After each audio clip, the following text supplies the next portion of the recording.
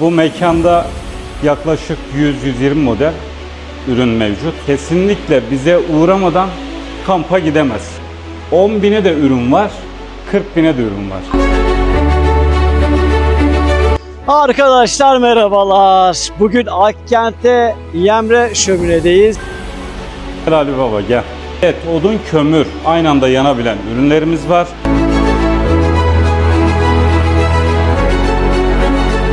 Karadeniz sobalarımız var.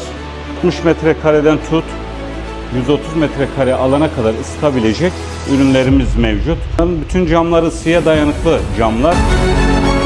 Anadan babadan gördüğümüz sobalarımız da mevcut. Yanı fırınlı, kuzineli, camlı, kovalı. Nurgaz'ın bayiliği var bizde. Tost makinesinden tavası, tenceresi. Burada Osmanlı ocaklarımız var. Krom şişler.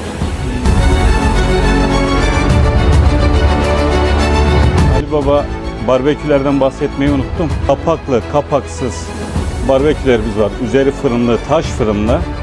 Kamp sobalarını görüyorsun, sandalyelerini görüyorsun. Semaverler, mangallar, 15 çeşit mangalımız var. Varil oturma gruplarımız var.